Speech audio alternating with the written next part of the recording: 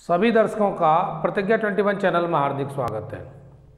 आज का विषय है इंग्लिश और इसमें सीखेंगे पास्ट इंडेफिनिट टेंस के जो सेंटेंस है वो कैसे बनाए जाते हैं, इसके बारे में आज सीखेंगे। तो आइए देखते हैं। आज का विषय इंग्लिश में पास्ट इंडेफिनिट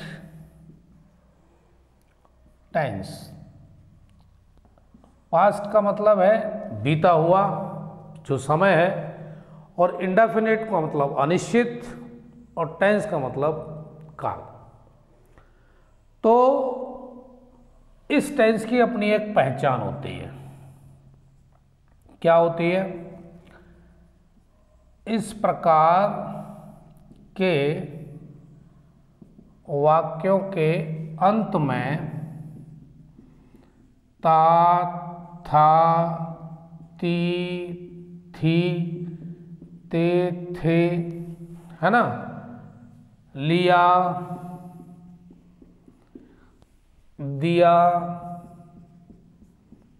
गया आदि शब्द आते हैं।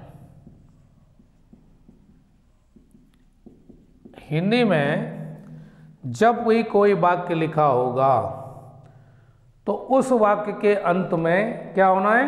या तो ता था, या ती थी, ते थे, लिया, दिया, गया आदि शब्द आती है। तो रही इसकी एक पहचान, क्योंकि बिना पहचाने हम कौन सा रूल अप्लाई करेंगे, तो पहले तो पहचान आनी चाहिए। उसके बाद एफर्मेटिव सेंटेंस, क्योंकि तीन प्रकार के हमको पढ़ना होते हैं। एक अफर्मेटिव पढ़ना होता है, एक नेगेटिव पढ़ना होता है, और एक इंटरोगेटिव। तो सबसे पहले एफर्मेटिव की बात करें। एफर्मेटिव का जो रूल है, सब्जेक्ट के तुरंत बाद भाई वर्ब की सेकंड फॉर्म लगाते हैं और फिर सीधा सीधा ऑब्जेक्ट। सब्जेक्ट, वर्ब की सेकंड फॉर्म, ऑब्जेक्ट, और उसके बाद फुल स्टॉप लगा देते हैं और सेंटेंस बन जाता है। अब सीखना यह है कि अगर रूल याद नहीं है तो किसी भी सूरत में वो सेंटेंस सही नहीं बनेगा। हर हाल में रूल याद होना चाहिए। जो सूत्र है इसको याद रखना है। अब एक वाक्य लेते हैं।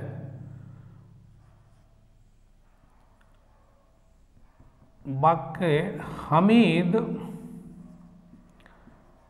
कल यहां आया था। तो सब्जेक्ट क्या हो गया यहां पर? हमीद। Came here yesterday. और दूसरा, तुम बहुत तेज दौड़ते थे। दूसरा वाक्य है, यहां पर सब्जेक्ट है यू रैन वेरी फास्ट। अब ये दोनों के दोनों वाक्य देखने के बाद क्या समझ में आया? समझ में ये आया कि ये आप पहचान इसकी जो बताई गई है क्या वाकई यहां है। हमीद कल यहां आया, लिया, दिया, गया, तो ये बन गया। और वर्ब की सेकंड फॉर्म का यूज हो नहीं है क्योंकि ये रूल है। तुम बहुत तेज दौड़ते थे, ता, था, ते, थे, ती, थे, ये भी आ रहा है। तो पहला सेंटेंस था हमीद कल यहाँ आया, हमीद केम हियर यस्टरडे। दूसरा, तुम बहुत तेज दौड़ते थे, यू रैन वेरी फास्ट। ये दो छोटे छोटे सेंटेंस हैं जो इस बात को दर्शाते हैं कि भाई पास्ट इंडेफिनिट का जो टेंस है उसमें अगर वाक्य आता है तो हमको ऐसे बनाना है। अब देखते हैं दूसरा, यानी दो एग्जाम्पल के बाद अब तीसरा एग्जाम्पल। थर्ड एग्जाम्पल वह है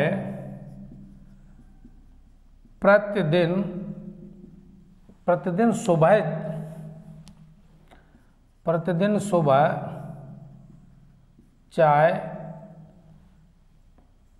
पीती थी। अब यह है, वह प्रतिदिन सुबह चाय पीती थी।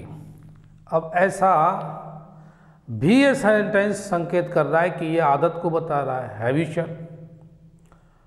लेकिन हमारा जो पहचान है ती, थी, थे, तो हम तो सीधा सीधा समझेंगे ना भाई कि ये पास्ट इंडेफिनिट टेंस है।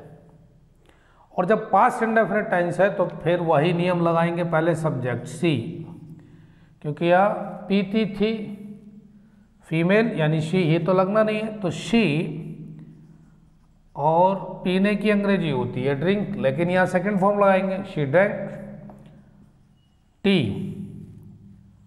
प्रतिदिन सुबह, एवरी मॉर्निंग। तो ये बात पूरी हो जाती है। और इन 3 एग्जाम्पल से आप पूरी तरह से ये समझ गए होंगे कि भाई पास्ट इंडेफिनिट में जो एफर्मेटिव सेंटेंस है वो इस तरह से बनेगा। अब लेते हैं नेगेटिव।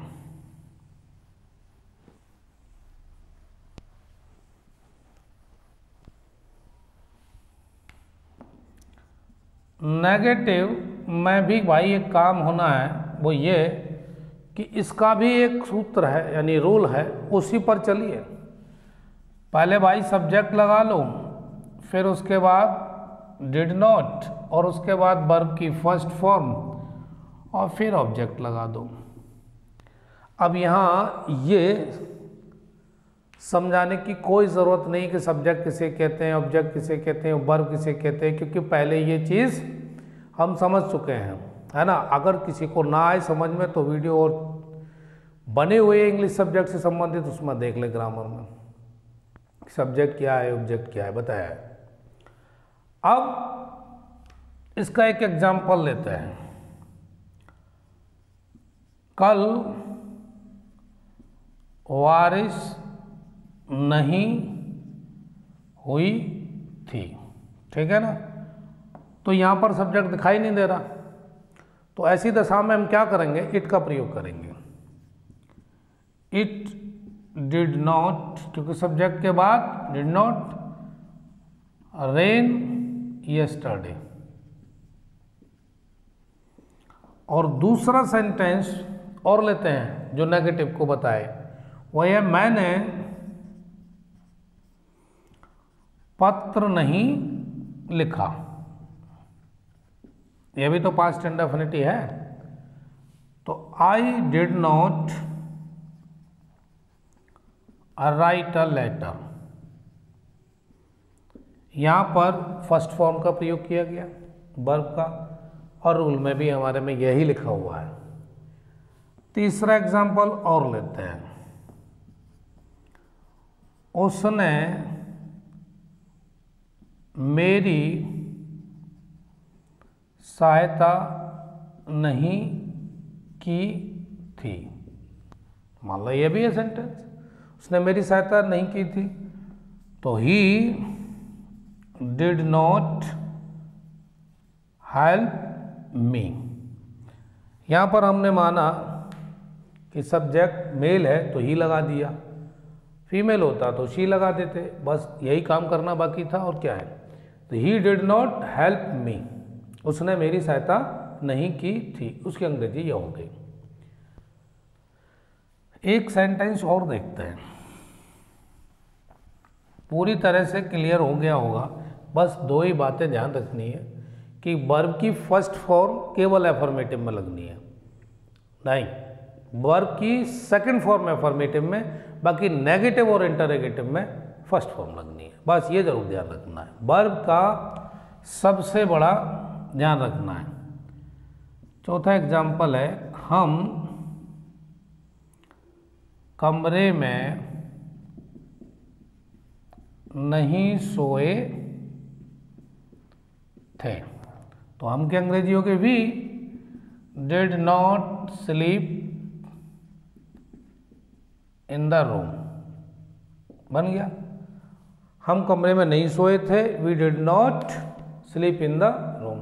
फर्स्ट फॉर्म ये है, ऑब्जेक्ट इधर है, इधर सब्जेक्ट है, डिड नॉट बीच में है, सारा सेंटेंस पूरा बना हुआ है। अब इसके बाद बात करेंगे इंटरोगेटिव की। तो इंटरोगेटिव में क्या होना है, उसमें दो प्रकार के बन जाते हैं, तो दोनों प्रकार को अलग अलग समझ लेते हैं, एक साथ नहीं समझ रहे। जैसे यदि इंटरोगेटिव, यदि वाक्य के शुरू में क्या शब्द आया हो तो, पहली कंडीशन ये है, अगर वाक्य के शुरू में क्या शब्द आया है तो क्या करना है, पहले भाई डिड का प्रयोग करना है, फिर सब्जेक्ट का प्रयोग करना है और उसके बाद वर्ब की फर्स्ट फॉर्म, फिर ऑब्जेक्ट। लेकिन आखिरी काम इंटरोगेटिव साइन, अगर ये साइन नहीं लगाया तो सेंटेंस बिल्कुल गलत हो जाएगा, ठीक है ना। अब एक एग्जाम्पल देखते हैं। क्या राम प्रतिदिन स्टेशन गया, मान लो ये लिखा हुआ है, तो पहले तो डिड का ही प्रयोग करेंगे, डिड राम, और फिर सब्जेक्ट की फर्स्ट फॉर्म गो, अरे जाने को तो गो ही बोलते हैं ना, और उसकी फर्स्ट फॉर्म का प्रयोग करेंगे, तो did Ram go to the station, और फिर ये, हाँ अभी प्रतिदिन की भी तो अंग्रेजी लगानी है, तो आप क्या करेंगे, डेली, और फिर हो गया क्वेश्चन मार्क। तो इस वाक्य में सबसे पहले क्या लगा, डिड, क्यों लगा, क्योंकि क्या से शुरू हो रहा था, क्या राम प्रतिदिन स्टेशन गया, did Ram go to the station daily. अरे भाई कोई निश्चित जगह होती है ना, कोई स्थान होता है, उससे पहले दा लगाते हैं आर्टिकल, और गंतव्य स्थान के लिए टू प्रीपोजिशन का प्रयोग कर रहे हैं, बाकी और तो कुछ नया है नहीं। अब लेते हैं भाई दूसरा एग्जाम्पल। क्या रवि वहां गया था, वहां गया था, क्या रवि वहां गया था, तो डिड रवि गो देयर बन गया, did Ravi go there. Did के तुरंत बाद सब्जेक्ट का प्रयोग करेंगे और सब्जेक्ट के तुरंत बाद वर्ब का प्रयोग करेंगे, और वो भी फर्स्ट फॉर्म। अब एक कंडीशन ये भी हो सकती है, वो भी देखिए, क्या तुमने आज आम नहीं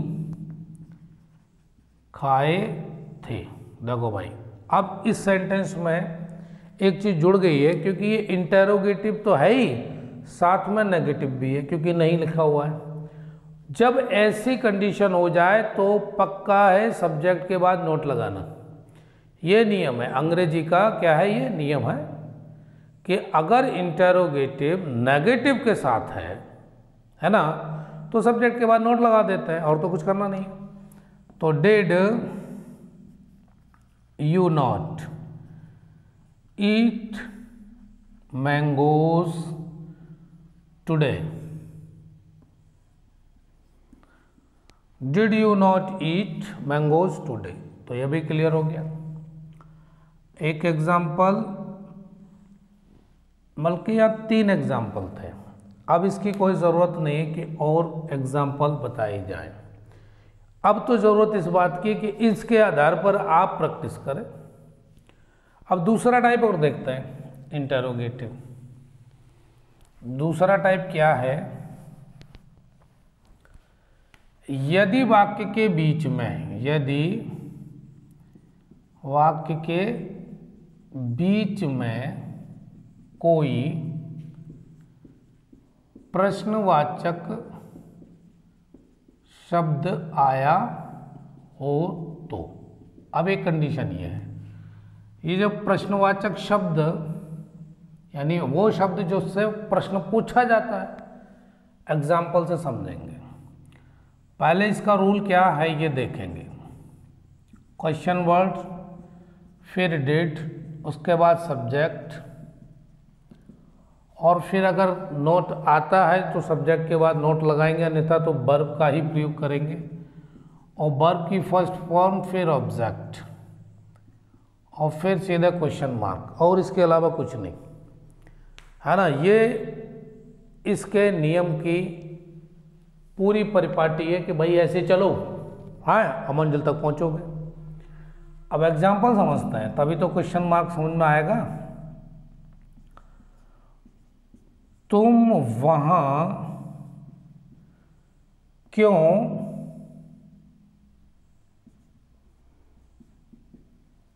जाते थे। अब ये सेंटेंस है, तुम वहां क्यों जाते थे। बीच में प्रश्नवाचक शब्द आया क्यों, ये आगे क्यों। अब नियम ये कहता है कि शर्त बना है, यदि वाक्य के बीच में कोई प्रश्नवाचक शब्द आया हो तो भाई इस रास्ते से जाना, यानी इस रूल पर जाना। क्वेश्चन वर्ड पहले, उसकी अंग्रेजी लिखनी है, फिर डेड, फिर सब्जेक्ट, वर्ब की फर्स्ट फॉर्म, फिर ऑब्जेक्ट लगाना, यही तो है ना। अब वही काम आप करिए, तो सबसे पहले क्यों की अंग्रेजी लगाएंगे तो वाई, डिड यू गो, और वहां की अंग्रेजी होगी देयर। अब इस सेंटेंस में क्या कमी लग रही है या क्या मुश्किल है। अरे भाई, क्वेश्चन वर्ड पहले लगाएंगे, फिर डिड लगाएंगे, सब्जेक्ट लगाएंगे, वर्ब लगाएंगे, और फिर जो भी बचता है ऑब्जेक्ट में वो सब लगा देते हैं और सेंटेंस बन जाता है। दूसरा एग्जाम्पल, चलो भाई एक और लेते हैं एग्जाम्पल। तुमने आज क्या खाया था। लो, 10 मिनट अगर ध्यान से देख लिया जाए तो हर प्रकार का, किसी भी टाइप का कोई भी सेंटेंस हो, किसी भी टेंस का हो, और आराम से समझ में आ जाता है। अरे मुश्किल तब होता है जब प्रैक्टिस नहीं करते हैं। प्रैक्टिस करेंगे समझ में आ जाएगा, प्रैक्टिस नहीं करेंगे सब भूल जाएंगे। तो भैया पढ़ने के बाद प्रैक्टिस जरूर करिए। क्या आ गया, what did you eat today. तुमने आज क्या खाया, what did you eat today. क्या मुश्किल है, कोई मुश्किल नहीं। पहले प्रश्नवाचक जो शब्द है उसकी अंग्रेजी लगा दो, फिर डिड लगा दो, सब्जेक्ट लगा दो, वर्ब और ऑब्जेक्ट। उसके बाद एक एग्जाम्पल फिर लिखता है जी, पिताजी दफ्तर कब गए थे। ठीक है ना, तो इसमें कब की अंग्रेजी पहले लगानी है, when. Did father go to office. पिताजी दफ्तर कब गए थे। अब इसमें प्रश्नवाचक शब्द पहले, डिड, सब्जेक्ट, वर्ब, और उसके बाद जो भी ऑब्जेक्ट है वो लगाएंगे। ठीक है ना, बन गया। अब भाई इसी नियम पर बड़े बड़े बनते हैं, लेकिन छोटे छोटे से ये समझना है कि कहाँ पर कौन फिट होना है, कहाँ सब्जेक्ट लगना है, कहाँ वर्ब लगना है, कहाँ ऑब्जेक्ट लगना है, ये तो सीखना है ना। अब 14 नंबर की बात करते हैं। चोर को किसने पीटा था। अब ये जो सेंटेंस है ये सारे नियम की धज्जियां उड़ा देता है। क्यों? क्योंकि अंग्रेजी अपने ही नियम को तोड़ देती है। ठीक है ना, एक यही सब्जेक्ट ऐसा है कि अपने ही नियम को तोड़ देती है। जैसे थोड़ी देर के लिए प्रोनाउंसिएशन की बात करें तो इसको पढ़ते हैं टू और इसको पढ़ते हैं गो। अब देखना, दोनों को पढ़ने का विधान भी बिल्कुल अलग है। अगर ये नियम होता इसका तो बताया ना मैंने, अंग्रेजी अपने ही नियम को तोड़ देती है। इसको टू पढ़ेंगे, इसको गो पढ़ेंगे। नियम तो यह था कि एक जैसा होना चाहिए था, लेकिन नहीं। चोर को किसने पीटा, तो पहले इसको बनाते हैं हु बीट द थीफ। ये बन गया सेंटेंस। यहां पर कहीं भी डिड का प्रयोग हुआ, हु बीट द थीफ कहीं नहीं हुआ, जबकि नियम तो यह था कि प्रश्नवाचक शब्द अगर आ जाए तो उसके बाद भाई हम डिड का प्रयोग करते हैं। लेकिन यहाँ जो हु बैठा हुआ है ये सब्जेक्ट की तरह काम करने लगता है, तो अंग्रेजी तो अपने ही नियम को तोड़ रही है, लेकिन भाई ये बनेगा ऐसे। दूसरा,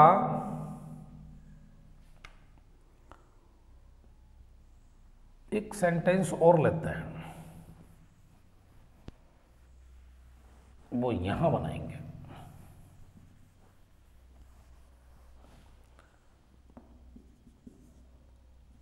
यह बात तुमसे किसने कही थी, ठीक है। फिर आएगा किसने, जहां जहां किसने आएगा, कौन आएगा, वहां उसके साथ यही तरीका अपनाया जाएगा। अब देते हैं एग्जाम्पल और उसको बनाते हैं कैसे बनेगा। हु टोल्ड यू दिस,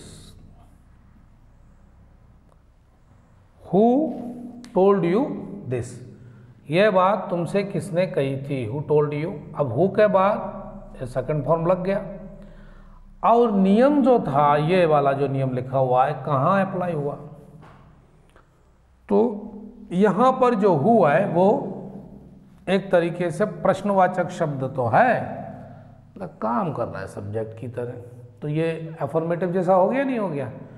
ये सारी स्थिति केवल हु के साथ है और किसी के साथ नहीं है। तो इंडेफिनिट कौन सा वाला indefinite, past indefinite. Past indefinite की बात आज हुई है।